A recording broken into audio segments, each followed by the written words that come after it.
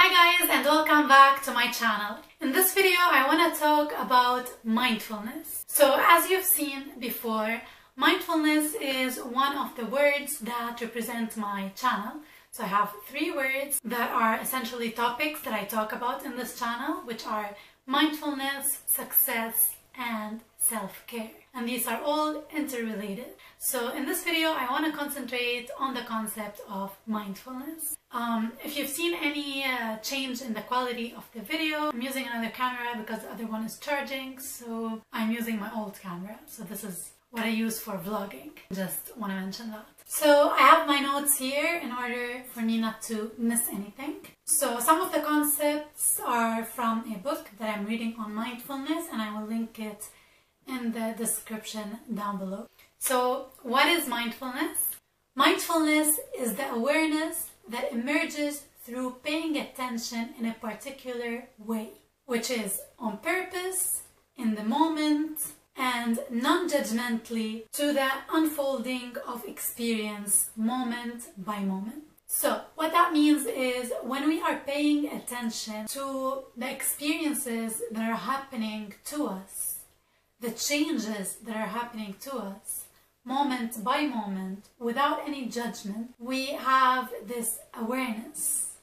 And this is what mindfulness is. So the goal is to allow or witness the shifts happening. So in a way, how I see it, it's that you are creating space. You are creating space in order for you to concentrate on what is happening. So instead of being so much in your head, instead of being so much either in the past or in the future, this cycle of being in the past, blaming yourself, feeling guilt or shame, or even victimizing yourself, this happens when you concentrate on the past.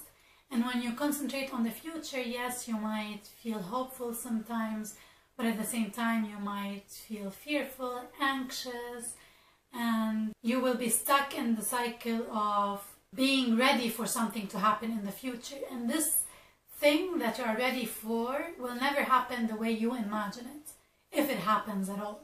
So even if you, let's say you know that you're going to graduate, this is something that you know will happen, but the way it will happen, the way it will make you feel will be specific to that moment, and you can't really predict exactly what will happen and how you will feel and how you will react. And it's good to be excited about it, and visualizing is also good, but at the same time not living in the present and allowing the future or the past to control your thoughts is something very, very detrimental to your health, especially your mental health, and might lead to or might contribute to many mental illnesses, especially anxiety and depression. So being in the moment and being mindful, so creating the space in the moment, is something that is not only spiritual and one of the practices in Buddhism, but is also nowadays practiced in psychology. And there is a complete therapy style based on mindfulness. So for example, DBT, dialectical behavioral therapy, takes from cognitive therapy and from mindfulness. So nowadays we are concentrating on mindfulness as a treatment for many mental illnesses and disorders. So now that we kind of know what mindfulness is, how do we do it? So there are 4 steps to mindfulness. The first step is recognition. So here you are recognizing your thoughts, your feelings, your sensations, anything that is happening in your body and in your mind. So you just recognize it, that this is what is happening. The second is acceptance. So a lot of times, especially when something bad is happening to us, we have a hard time accepting it, and we try to think of something else, escape it. But the more you escape something, the more you get stuck in it, and you can never truly escape it. So instead of escaping something, what you can do is accept it. And accepting it is also a very essential step in order to proceed with the other steps, which are investigation. So you investigate, you explore those feelings, emotions, sensations. So in order to explore them, you need to first recognize them and accept them as they are happening to you. And you do all of that in a non-judgmental way. And not only that, but through non-identification. So you are not identifying yourself through those thoughts and feelings. You recognize them as they are. You recognize these thoughts as thoughts that are separate from you and feelings that are separate from you. So you are not defined by those experiences or thoughts or feelings. You are much more than that. So thinking about it as creating space is something that I like to do because it makes it more practical on a day-to-day basis. So there are so many words in what I said that some people will be like, oh, it's too far-fetched, is it scientific? And I will be talking about this more, like the science behind mindfulness. But let's talk more about how to practice it. So creating space. So for example, you start your day by waking up. When you get out of bed, your thoughts, the moment you open your eyes, or sometimes even before you open your eyes, this is something that happens with me. Before even opening your eyes, your thoughts starts rushing. Sometimes you would be like fighting with someone in your head, imagining what your day will be like, living a past, living the future. So this is something that might happen before you even wake up, before you even open your eyes. So your mind is awake and your thoughts are just all over the place. So what you can do is create space for this moment before getting out of bed. And something that I would like to do is scanning exercise, so body scanning exercise and breathing exercise. These two exercises are really easy and they allow you for creating space and practicing mindfulness. So the body scanning exercise is really easy. So you can start from toes to your head and you just scan each body part. So you scan all the sensation, whether it's tingling, whether it's numbness, whether it's painful, whether you don't feel anything at all, whether you are feeling like pulsation, like pulses, or any kind of physical feeling that you might be feeling, you just scan it. It's as if you are going through a scanner. And we can do the 4 steps that I talked about. So recognize it, accept it, explore it, and don't identify yourself with it. This is something that really helps, especially if you have chronic pain. So instead of fighting this pain, instead of not accepting it and trying to escape it, you can live with it. And this way you will be able to live with it and move on. And it will not consume you as much. So you start by each part, you explore it and move to the next. You do the 4 steps and move to the next. You can do that through a guide, so someone talking and telling you which body part to recognize, accept, and explore. Or you can do that by your own. If you're doing that by your own, you take more time and you explore each body part longer. But a guided exploration session would be, or meditation session would be like, for example, 15 to 20 minutes. Something else is breathing exercises or breathing meditation. So you lie in bed, you close your eyes or you open them with a dull gaze towards the ceiling, and you just put your hands on your stomach and you breathe in and out and you concentrate on this rising and falling feeling in your stomach. So you take deep breaths for about 5 to 10 minutes, and every time your thoughts wander, you can either watch them and do the 4 steps with your thoughts instead of your feelings, or you can just recognize that they are happening but then go back to recognizing the sensation, which is the exercise that you are doing. The 3rd thing that you can do is create space inside your conversation between your sentences. So when you are talking to someone, instead of jumping from one sentence to the next and thinking about what you're going to say next, you can create space between each sentence or sometimes between words and try to feel how these words are making you feel and how they are resonating with the other person. So this way you are very mindful of any judgment and critique and criticism or like negative connotation that your words might carry, you can just switch, or you can recognize it and switch to a positive way of saying this word or of communicating this idea that you have. So creating space, and you can do that for just small seconds. Like what I'm doing right now, I don't think you feel like this huge space. Like I don't think it's affecting the flow of the conversation that much, but at the same time, it resonates with the person you are talking to. So it resonates with the audience or with whoever you're talking to, and you create this connection instead of jumping from one word to the next and from one sentence to the next. Also create space within the conversation, but in order to listen to the other person. So when you are listening to what the other person is replying to you, also you can create space and concentrate on what they are saying and how that makes you feel and how that makes them feel. So like when someone is communicating an idea with you, someone is communicating what happened with them, they want you to feel certain things, and at the same time they are sharing their own feelings and their own thoughts.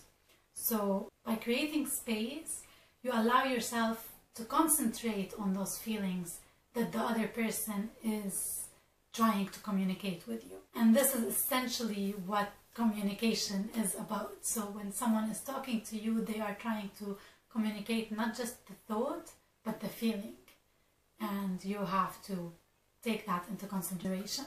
Because one of the things that happen often with us, and like it happens to a lot of us, me included, is that you might interrupt the person talking, you might ignore what they're saying, or talk to someone else. A lot of times parents do that when two siblings talking to them, or like one child is talking to them and then the other comes and jumps into the conversation and starts talking. Their mind switches to the other person, and they might ignore what the first child was talking. They might ignore and like jump to the next child or jump to something else that they were doing before.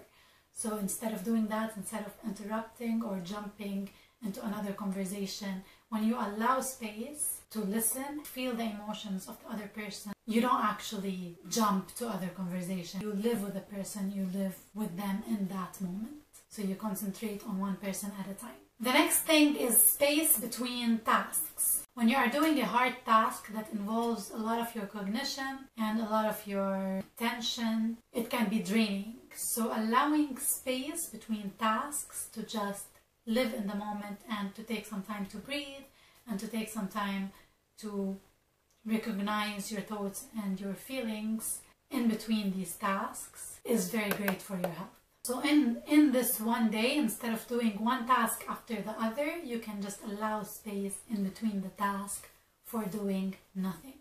So when you are allowing space, you're basically allowing space for nothing, for living this very moment. You can also allow space in between the days of work, so the days of doing. So if you have a day that you are doing something from the very beginning of the day till the end, what you can do is take another day where you don't do much and you allow for space to rejuvenate.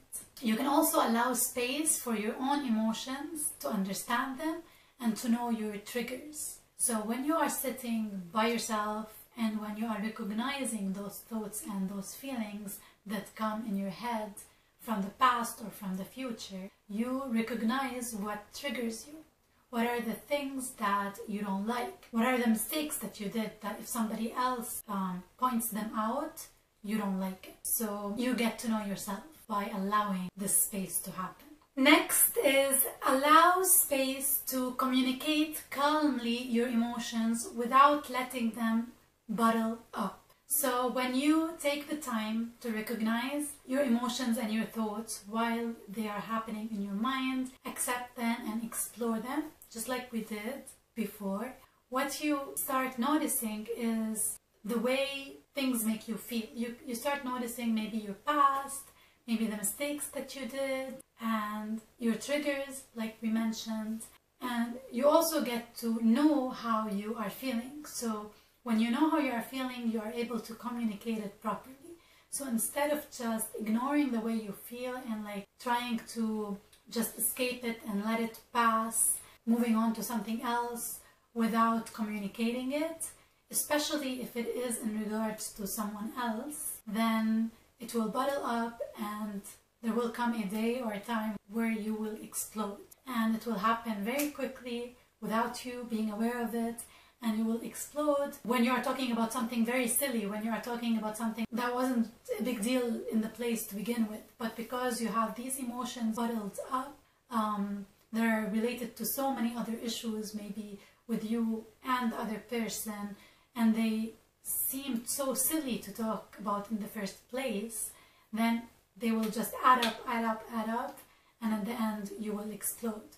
So instead of doing that, just be mindful of these emotions as they are happening, or take some time every day to be mindful of the thoughts that are coming through. So at the end of the day, what were the thoughts and the feelings that you felt throughout that day?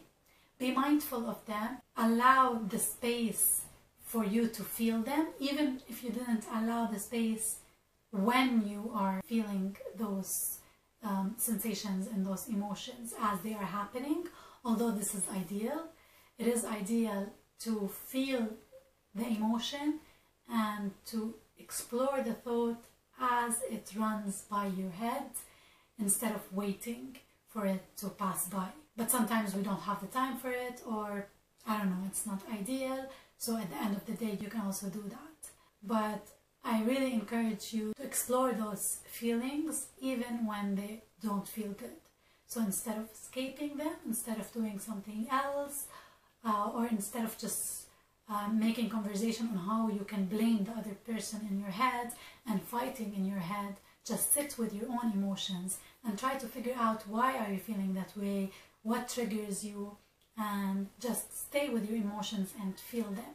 So the next time you get a chance to communicate, and you can also make it a priority to communicate these feelings, you actually know what you really feel and how to communicate them. And you also can communicate the things that you did wrong at the same time and take into consideration the other person's feeling. In order to do that, you need to sit with your own feelings. Something else is to give space for the other person to respond to your needs. So after communicating your feelings and your thoughts, maybe your needs, some of us just like, this also happens a lot with parents, they would just tell you what they want after, I don't know, maybe they have bottled them up for a very long time, especially mothers. They would bottle their emotions up for a long time because, I don't know, this is not a big deal, I'm not going to talk about it now. Or they would say that, oh, you should have known, so I'm not going to tell you. That's something that they really do. And after that, what they do is, after they have communicated this need or this desire, what they do is that they expect you to change right away. Because I just told you to do that. And like, for them, I've been keeping it for that much time and it was affecting me for this long, so why didn't you do it? Are you being selfish? Are you not being aware of my feelings? And the thing is, yeah, I am not aware of how long have you been hiding this, or how long has this been affecting you. So when you actually decide to communicate your feelings, allow space for the other person to take it into consideration, maybe do these 4 steps for themselves and then do the action. And especially when this involves a habit, so when you are expecting a change of habit, it takes time. So you have to allow space for this habit to be done and for mistakes to happen, because habits don't come automatically. It's a very long process, especially if it's multiple habits at the same time, and that is what life is. So allow the space for the other person to change and to make mistakes and to actually digest your needs. So sometimes we need time to actually process what the other person wants from us. I just want to mention that some of the triggers will not disappear fully. Some of the things that we do by mistake will not disappear fully. We will still have reactions, but at the same time, the more mindful we are, the more proactive we are instead of reactive. So by doing this, by allowing space and doing so with meditation, with breathing exercises, with body scan, with progressive muscle relaxation, with visualization, just allowing space for the moment, you allow for mindfulness and for change to happen. So this is my video. I know that it's a lot, and I know that it is something that I'm also practicing. I cannot say that I am an expert on this topic, but I'm reading a lot about it, especially that I am studying psychology. Also, something that I want to mention is that I am not a therapist, I'm a student in psychology, so I am sharing with you what I know for now. So if you have any questions or any comments, don't hesitate to leave them in the comments down below. If you like this video, press the thumbs up and don't forget to subscribe, because I make videos on mindfulness, success and self-love. And I will see you in the next video. May you have a clutter-free life.